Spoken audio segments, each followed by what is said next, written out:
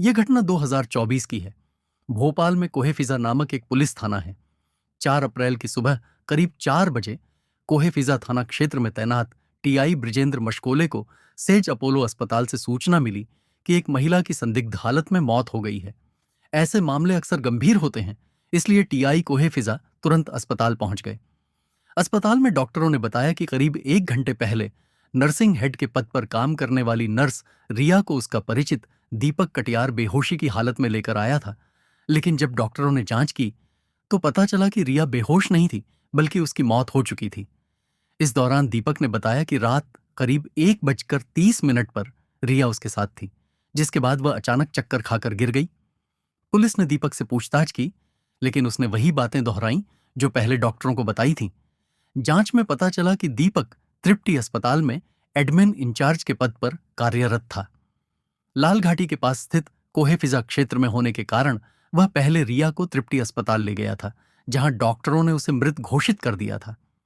असल में पुलिस को सबसे पहले तृप्ति अस्पताल से सूचना मिलनी चाहिए थी, लेकिन दीपक वहां से रिया का शव लेकर सेज अपोलो पहुंच गया। पुलिस को जब सेज अपोलो से जानकारी मिली तो वे तुरंत वहां पहुंचे और दीपक से सवाल जवाब करने लगे। मरने वाली युवती और उसे अस्पताल लाने वाला युवक दोनों ही मेडिकल फील्ड से जुड़े थे। रिया पहले तृप्ति अस्पताल में काम करती थी, जहां दीपक भी कार्यरत था। सबसे अहम बात यह थी कि विवाहित रिया आधी रात को अपने विवाहित दोस्त दीपक कटियार के फ्लैट में बेहोश हुई, जबकि उसका खुद का घर गायत्री विहार कॉलोनी बागसेवनिया में था। ऐसे में पुलिस को दोनों के संबंधों पर शक होने के पूरे आधार थे।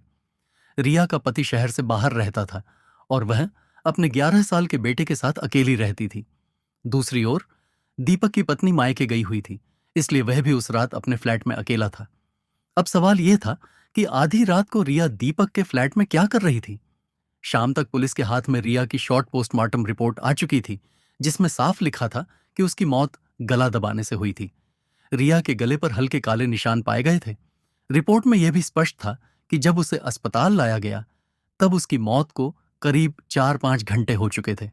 इसके अलावा मेडिकल रिपोर्ट में यह भी सामने आया कि मौत से ठीक पहले रिया के साथ शारीरिक संबंध बनाए गए थे।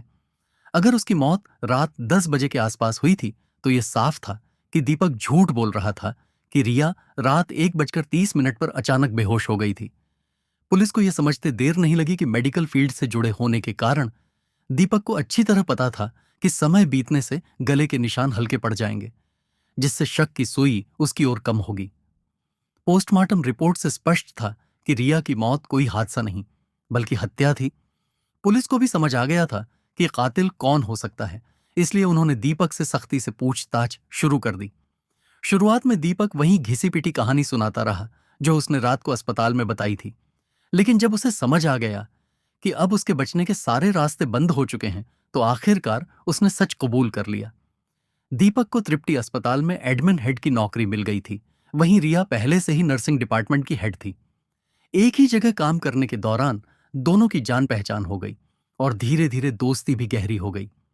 दीपक को दक्षिण भारतीय लड़कियों का आकर्षण पहले से ही था, इसलिए केरल की रहने वाली रिया उसे पहली नजर में ही पसंद आ गई थी। जब दोनों की पहली बार मुलाकात हुई थी तब रिया 32 साल की थी और 6 साल के बेटे की मां भी। दूर के शहर में रहकर काम कर रही रिया को यह समझ था कि आसपास के लोग क्या सोचते हैं। कहा जाता है कि महिलाओं की अंतर्ज्ञान शक्ति बहुत तेज होती है। वे सामने वाले की नजरों से ही समझ जाती हैं कि दूसरा व्यक्ति क्या सोच रहा है। रिया को भी जल्दी ही समझ आ गया था कि दीपक उसे दिल ही दिल में चाहने लगा था। जब कोई चाहने वाला हर पल नजरों से अपनी मोहब्बत का इजहार करता रहे तो सामने वाला भी धीरे धीरे उसके जज्बातों को महसूस करने लगता है। ये कहानी एक जटिल रिश्ते, धोखे और अपराध की भयावह सच्चाई को उजागर करती है।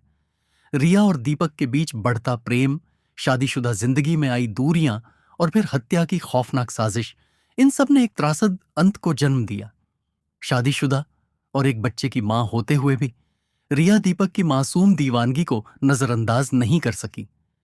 पहले उसने खुद को समझाने की कोशिश की, मगर दिल के जज्बात कब तक दबे रहते। धीरे धीरे उसकी आंखें ही उसका हाल बयां करने लगीं। दीपक भी समझ गया कि अब उसका प्यार एक तरफा नहीं रहा। आखिरकार एक दिन उसने हिम्मत जुटाकर रिया से अपने दिल की बात कह दी।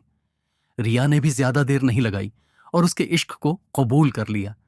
इसके बाद उनका प्यार दिन ब दिन गहराता गया। एक ही अस्पताल में काम करने के कारण मिलने के बहाने की कोई कमी नहीं थी। दीपक कोहे फिजा इलाके में अकेले एक फ्लैट में रहता था, जहां बिना किसी रोक टोक के कोई भी आ जा सकता था। यही वजह थी कि जब भी मौका मिलता, दीपक रिया को अपने फ्लैट पर बुला लेता। वहां उन्हें कोई टोकने या रोकने वाला नहीं था।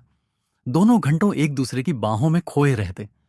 जब साथ बिताए लम्हे खत्म होते तो रिया खुद को संभालती, अपने कपड़े और उलझे बाल ठीक करती और या तो सीधे अस्पताल लौट जाती या फिर अपने घर। लेकिन हर बार अगली मुलाकात का इंतजार उनके दिलों में पहले से ज्यादा बढ़ जाता। रिया का पति केरल में रहता था और मुश्किल से 2-3 महीनों में 1 हफ्ते या 10 दिन के लिए ही भोपाल आ पाता था। पहले ये दूरी उसे बहुत खलती थी। वह अक्सर पति से शिकायत करती कि या तो वह अपना काम छोड़कर भोपाल में रहे या फिर वह अपनी नौकरी छोड़कर केरल चली आए। लेकिन जब दीपक उसकी जिंदगी में आया तो सब बदल गया। पहले जहां वह पति के आने के दिन गिना करती थी, अब चाहती थी कि वह आए ही ना।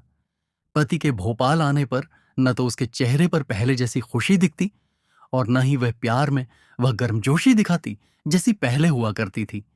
पति को यह बदलाव महसूस हुआ। उसने 1-2 बार रिया से इस बारे में बात भी की, लेकिन रिया ने उम्र बढ़ने और जिम्मेदारियों का बहाना बनाकर बात टाल दी। धीरे धीरे पति को समझ आने लगा कि उसकी पत्नी उससे दूर हो रही है। कुछ महीनों बाद जब सच्चाई सामने आई कि रिया किसी और से प्यार करने लगी है, तो उसका दिल टूट गया। गुस्से और दुख में उसने भोपाल आना जाना लगभग बंद कर दिया। लेकिन रिया को इससे कोई फर्क नहीं पड़ा। अब उसे बस दीपक की परवाह थी। पहले दीपक ने खुद कई बार उससे शादी करने का वादा किया था, लेकिन जैसे जैसे समय बीता उसकी सोच बदलने लगी। 3-4 साल तक रिया के साथ हर पल को जीने के बाद अब उसकी दिलचस्पी कम होने लगी थी।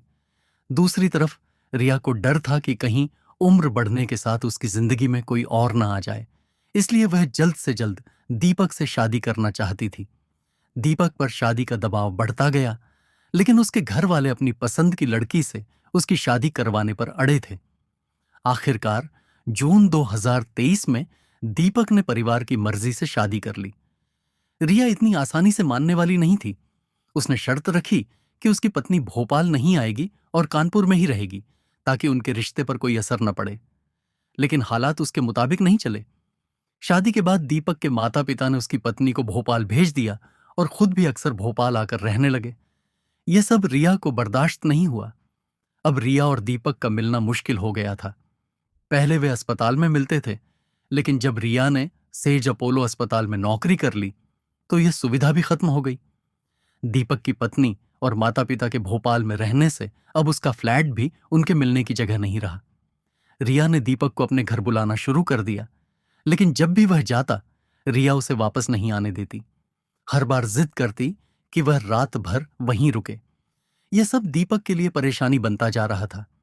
कुछ दिन पहले दीपक की पत्नी मायके गई थी और उसके माता पिता भी कानपुर में एक समारोह में शामिल होने चले गए थे। दीपक को यह सही मौका लगा। रिया के पास कुछ ऐसे कागजात थे जो उसके लिए परेशानी खड़ी कर सकते थे। दीपक जानता था कि अगर वह सीधे उन कागजों की मांग करेगा तो रिया देने से इनकार कर देगी, और अगर जबरदस्ती करेगा तो वह हंगामा खड़ा कर देगी। 2 अप्रैल को दीपक रिया के घर गया और मौका देखकर वह कागजात चुरा लाया।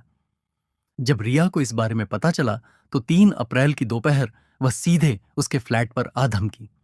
उसने अपने बेटे को एक परिचित के घर छोड़ दिया था, जिससे दीपक को समझ आ गया कि वह रात भर वहीं रुकने वाली है।